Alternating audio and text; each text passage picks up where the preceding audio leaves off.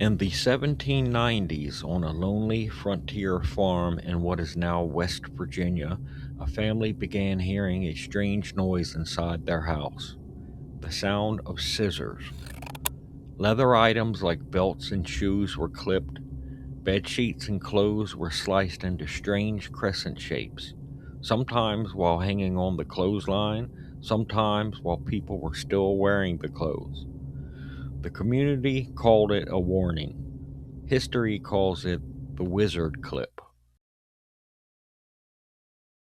Before paved roads, electric lights, and telephones, there was a small settlement in the lower Shenandoah Valley. Today, the place is known as Middleway, but in the late 1700s, it was a frontier community where farms sat between forests, creeks, and rough roads. It was a place where a stranger at the door might be welcomed because of the isolation. It was also a place where death could arrive quickly before help could. And one night, according to one of the strangest legends in American folklore, death came knocking at the home of Adam Livingston.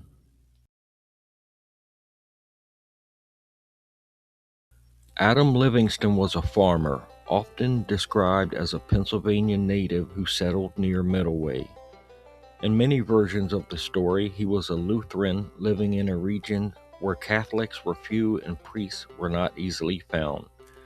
That detail matters because the Wizard Clip legend is not only a ghost story, it's a story about religion on the frontier, a story about fear, a story about guilt, and a story about what happens when the living believe they have failed the dead.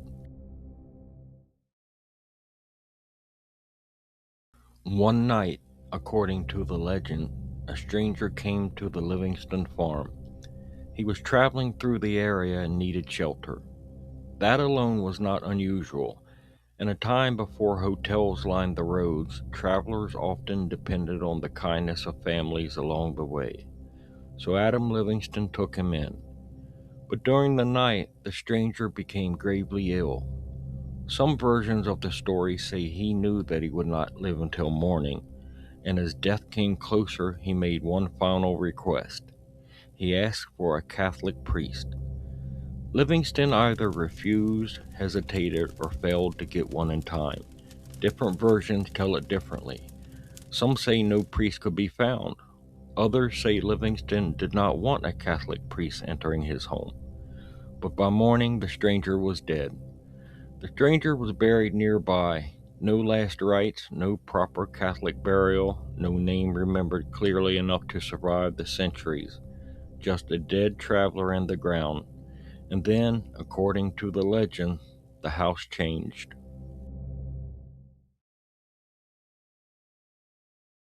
At first, the disturbances were small enough to dismiss. A sound in the wall, a candle that would not stay lit, a dish that fell from a shelf. On the frontier, houses made noise. Wood settled, wind found cracks, animals moved in the dark. But the Livingston family soon believed something else was happening. They heard banging. They heard heavy galloping like horses racing around the house when no horses were there. They saw objects move. Stones and pieces of wood were said to fly through rooms. Pottery fell and shattered. And then came the sound that gave the legend its name, the sound of scissors, not seen, only heard. The most famous part of the Wizard Clip story is not the noises, it's the cutting. Clothes, sheets, linens, and leather were all found clipped into strange shapes.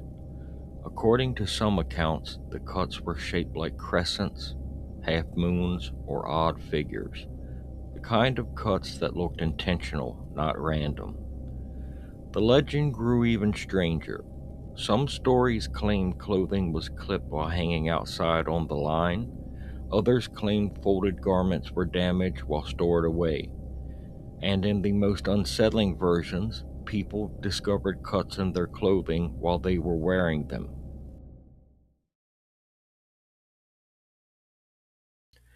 A haunting does not stay quiet for long. Soon, people in the surrounding community were talking about the Livingston farm. Some were frightened, some were curious, some probably thought the whole thing was nonsense. But curiosity has always been stronger than caution.